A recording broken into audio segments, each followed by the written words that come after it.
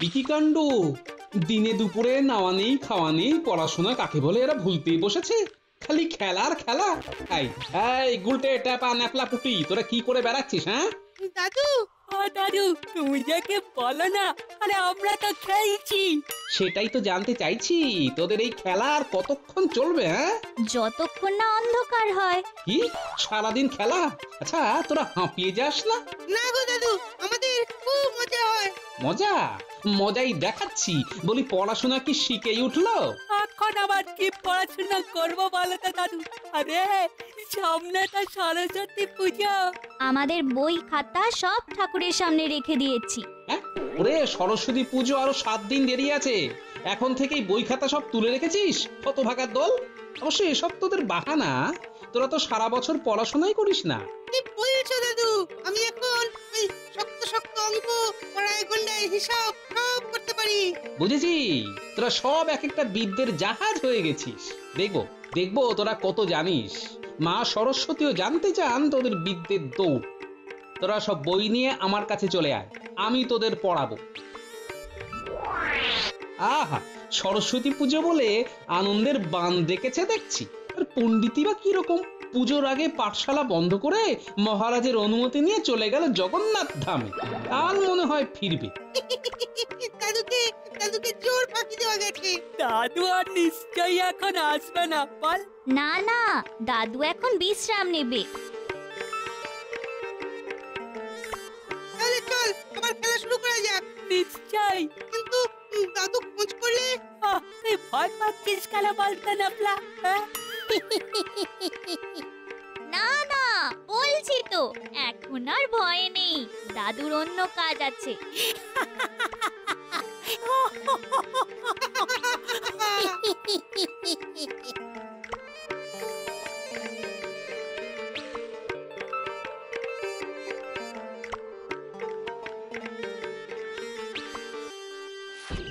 Nabla, পুঁটি, ট্যাপা, গুলটে।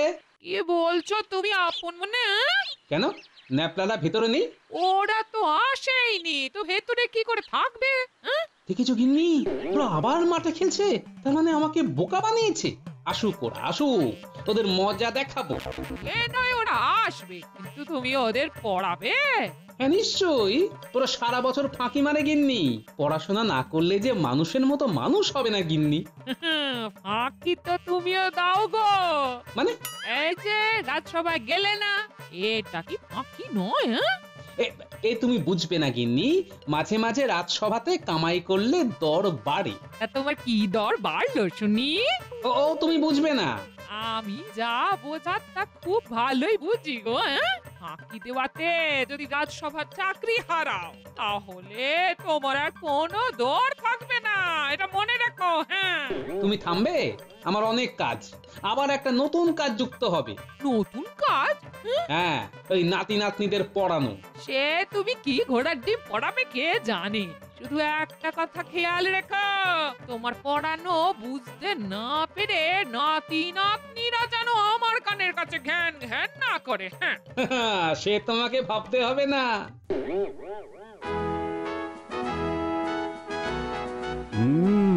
তা কেমন তীর্থ দর্শন করলে পণ্ডিত? অপূর্ব মহারাজ, অপূর্ব। বহুদিনের স্বাদ ছিল জগন্নাথ ধাম দর্শন করব। আমার সেই স্বাদ পূরণ হয়েছে মহারাজ। গতকাল অনেক রাতে গৃহে ফিরেছি। পথে নিশ্চয়ই কোনো অসুবিধে হয়নি? না মহারাজ, অনেক তীর্থযাত্রী ছিল, ওই সবার সাথে হরিনাম করতে করতে ফেরা। তবে পুরী ধাম তো অনেক ক্রোশ দূরের পথ, তাই যাতায়াতে বড়ই ক্লেশ হয়েছে। মহারাজ, পণ্ডিত জগন্নাথ দেবের প্রসাদ নিয়ে এসেছে। বড় পুণ্যের কাজ করেছো পণ্ডিত। নাও নাও নাও, তুমি এখনই বিতরণ করো। শুনেছি পুরী ধামের গজা বড়ই উত্তম, বড়ই মিষ্ট। তুমি শুধু শুনেই গেলে গোপাল, গিয়ে আর উঠতে পারলেন না।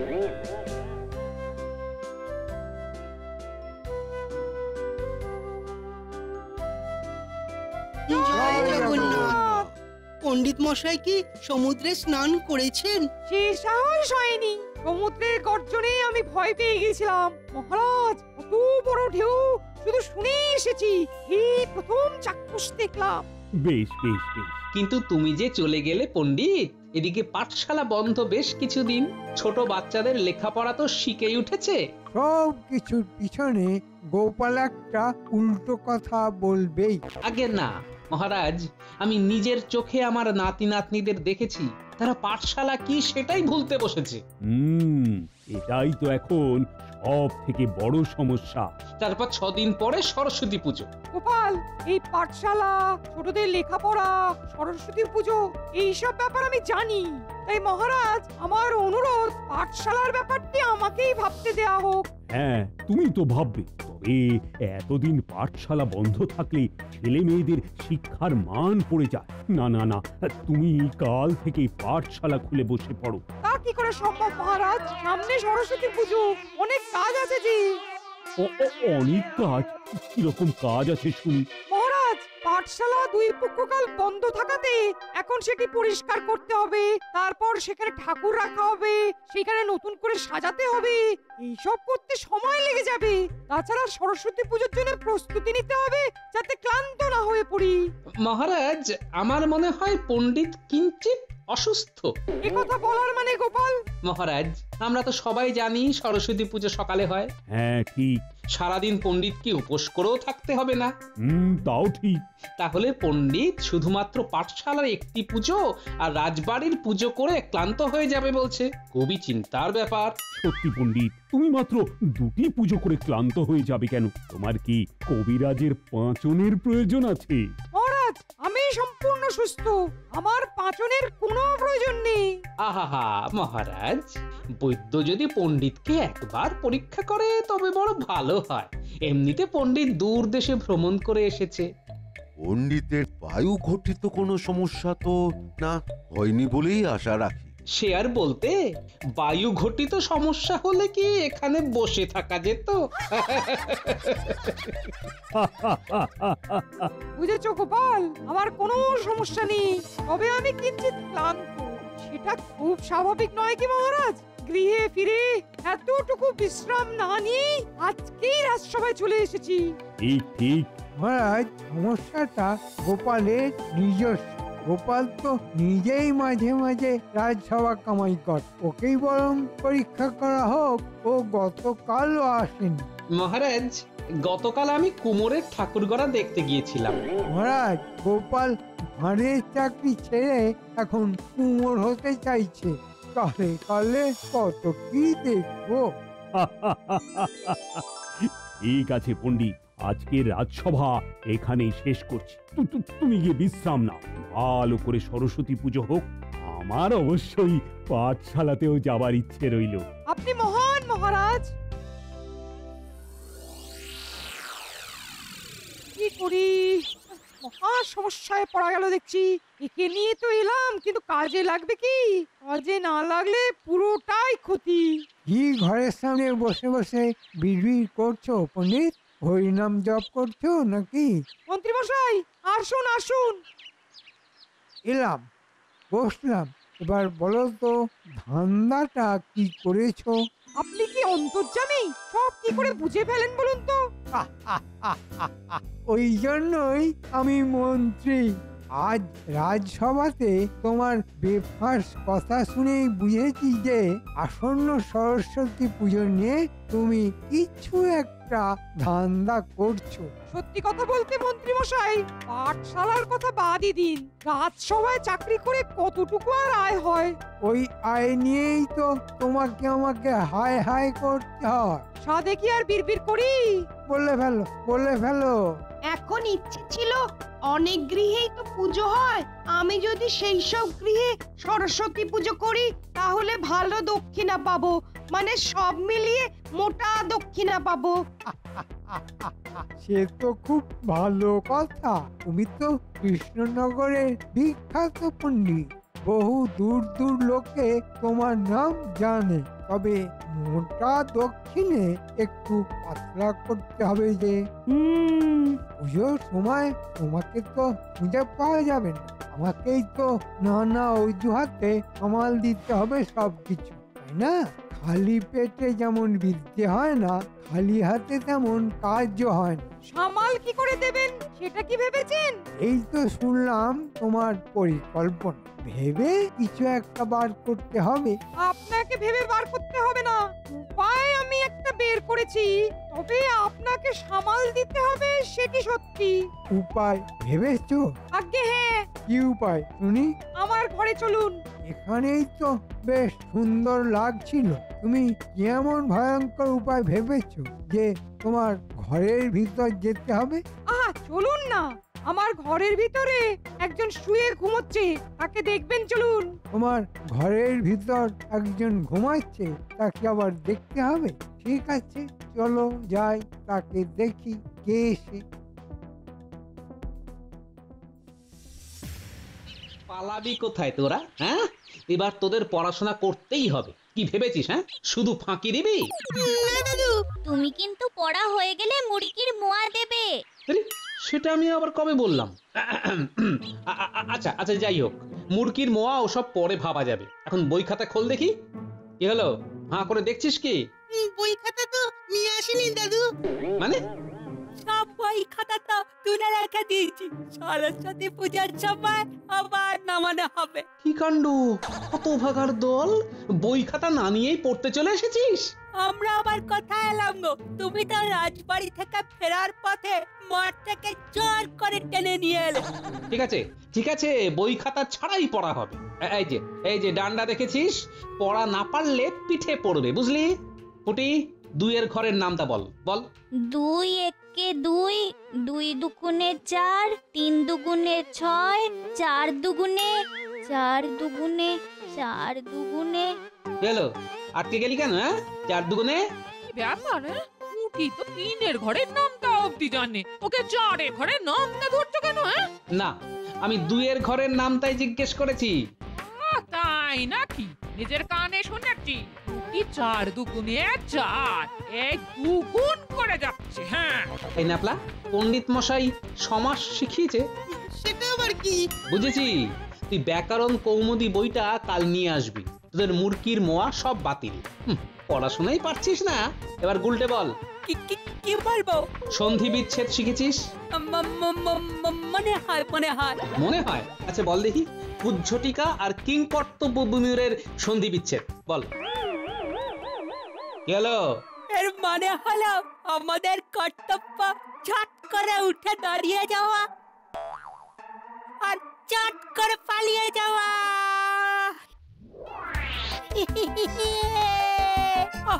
তবে রে,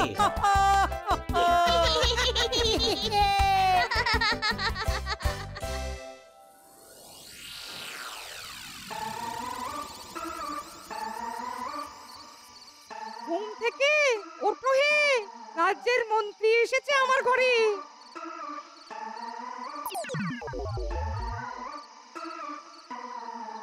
একে পণ্ডিত, একে কোথায় পেলে? এ তো পুরো তোমার মতো দেখতে। একে উড়িষ্যাতেই পেয়েছি, বুঝলে নিত্যানন্দ? ফিরে যেতে আর মন চায় না। এই এক চাকরি, সামান্য উপার্জন, কি বলবো বলো? তাহলে তুমি আমাদের সাথে এবার বৃন্দাবনে চলো পণ্ডিত। ইয়ে না, মানে বহুদিন গৃহ ছাড়া, বুঝলে? তাও বটে। শোনো হে পণ্ডিত, বৃন্দাবন হলো বড় তীর্থ, ওখানে গেলে বড় পুণ্য হয়। সে আমি বৃন্দাবনে দেখেছি, আপনারা কই থেকে আসুছি? আরে আরে পণ্ডিত, তুমি এমন কথা বলছো কেন?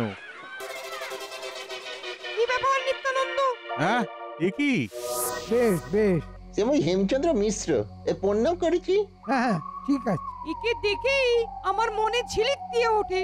তাহলে এই রাজবাড়ির আর পাঠশালার প্রিয় করুক, কেউ বুঝতেও পারবে না।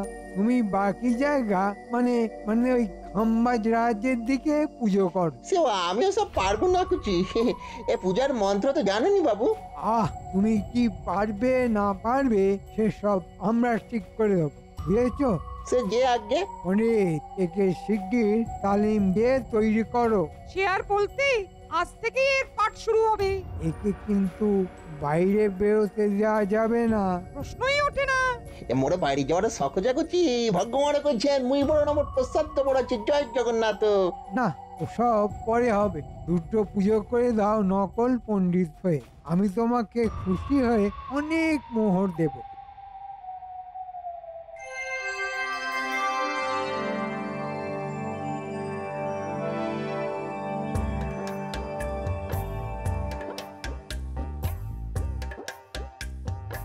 বাহ, চমৎকার! তোরা খুব ভালো কাজ করছিস। তোরাও খুব ভালো আলপনা দিচ্ছিস। বেলা যে বয়ে যায়, পণ্ডিত তো এখানে পুজো করে তারপর রাজবাড়ি যায়, তবে কি ওখানে আগে চলে গেল? না, একবার রাজবাড়ি গিয়ে ব্যাপারটা দেখতে হচ্ছে।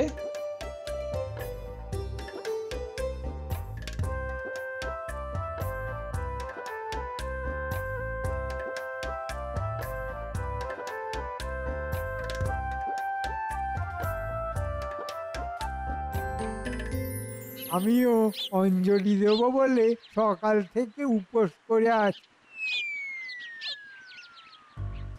যা পারো শুরু করে দাও। আরে তোমাকে কি তালিম দেওয়া হলো? সব কি ভুলে মেরে দিলে নাকি? হ্যাঁ, একে মোর কিছু মনে পড়ছে নাই।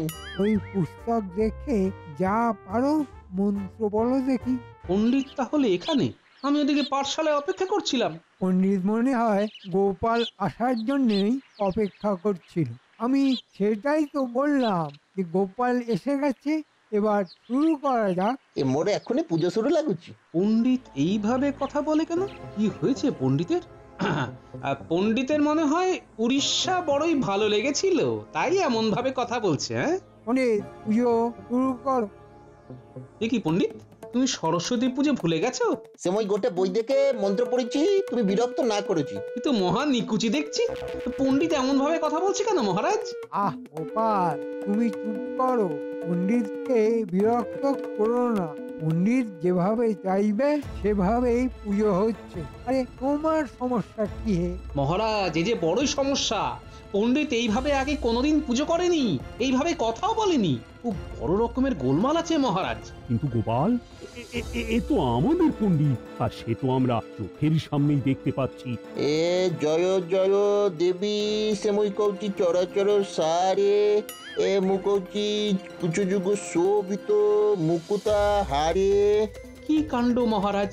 এই মন্ত্র তো পণ্ডিতের ঠোঁটে লেগে থাকার কথা, আর এই মন্ত্র পণ্ডিত বই দেখে বলছে। কি অদ্ভুত গোপাল! আরে পণ্ডিত যদি বই দেখেই বলে তাতে তোমার কি? আরে তুমি তো আর পুজো করছো না। মুই পণ্ডিত, মুই পুজো করেছি, মোর উপরে কেন সন্দেহ করেছি? বুঝেছি। লাগুচি লাগুচি লাগুচি লাগুচি। মহারাজ, জলের মতো পরিষ্কার। এ পণ্ডিত নয়, এ নকল পণ্ডিত। একে আমাদের আসল পণ্ডিত নিশ্চয়ই উড়িষ্যা থেকে খুঁজে নিয়ে এসেছে। হ্যাঁ, তুমি তাহলে পণ্ডিত নও? সে মুই উড়িয়া পণ্ডিত আছি। তুমি তুমি কোথা থেকে এসেছো? এ মুই উড়িষ্যা থেকে আসছি।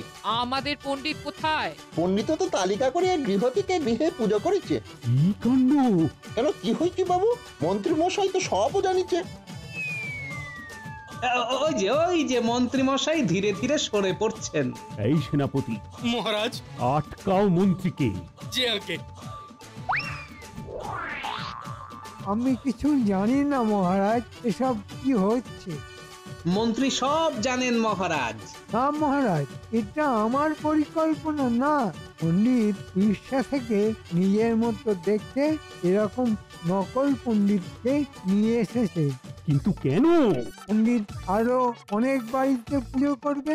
এই পাঠশালাতে পণ্ডিত যা দক্ষিণা পায় তা সব পাঠশালার উন্নতিতেই লেগে যায়। রাজবাড়ির দক্ষিণাতে তো পণ্ডিতদের দিন চলে না। আর তুমি সব জেনে চুপ করে বসে আছো।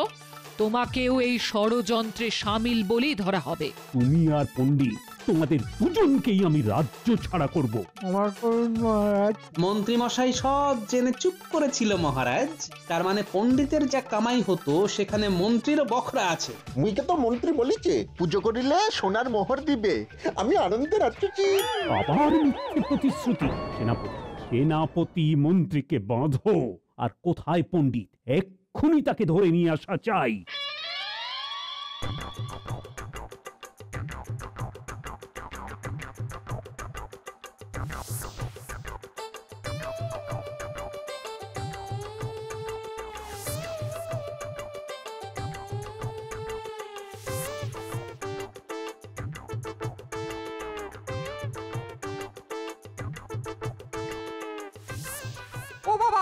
11টি গৃহ হলো, এখনো বাকি 27 খানা। পণ্ডিত মশাই কি 11 ঘরের নাম তাওরাচ্ছেন? গোপাল, তুমি এখানে? আপনাকে এখনই যেতে হবে, মহারাজের হুকুম। গোপাল, তুমি এসেছো পেয়াদা নিয়ে? সবই মহারাজের নির্দেশ। এ কি এভাবে ধরছো কেন? আরে আরে আরে, আমার চালকলা, এটাকে আমার গৃহে রেখে আসতে দাও। আর কত চালকলা খাবেন পণ্ডিত মশাই?